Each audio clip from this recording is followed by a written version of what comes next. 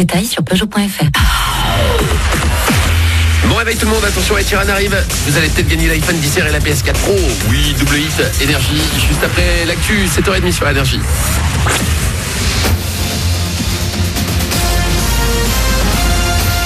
Toute l'actu sur Monaco Menton avec Frédéric Plat.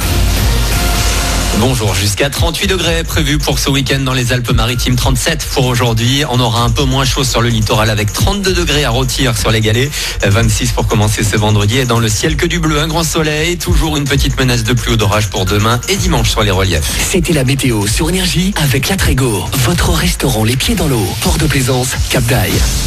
Une autre température à vous communiquer est loin d'être désagréable, c'est celle de la mer. En ce début juillet, elle est déjà à 27 degrés à Menton notamment. Une fois dans l'eau, c'est que du bonheur, mais attention tout de même au choc thermique après une longue exposition au soleil. Puis n'oubliez pas non plus la crème solaire.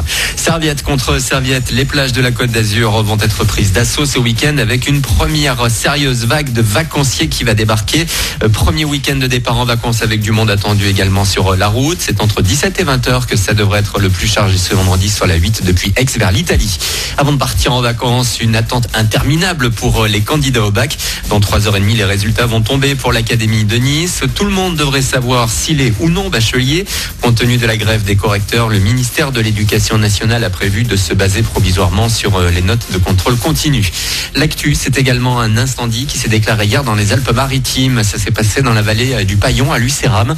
L'origine est un impact de foudre après que le village a essuyé un orage de grêle. La mobilisation d'une quarantaine de pompiers appuyés par des largages aériens a permis de limiter la propagation des flammes à 2 hectares. Aucune habitation n'a été menacée.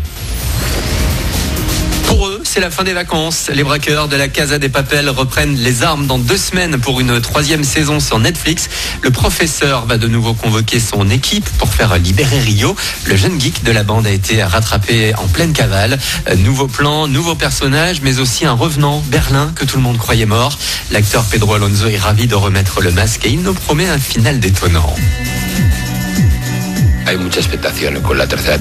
On a mis la barre très haut pour cette nouvelle saison et c'est beaucoup de pression. C'est comme si Léo Messi devait mieux jouer au foot que Léo Messi. Mais j'ai vu les 3 premiers épisodes et je peux vous dire qu'il n'y a aucune inquiétude à avoir. Les scénaristes ont une imagination débordante et ils ont totalement chamboulé la série. Quand on a reçu le script, tous les acteurs étaient déboussolés.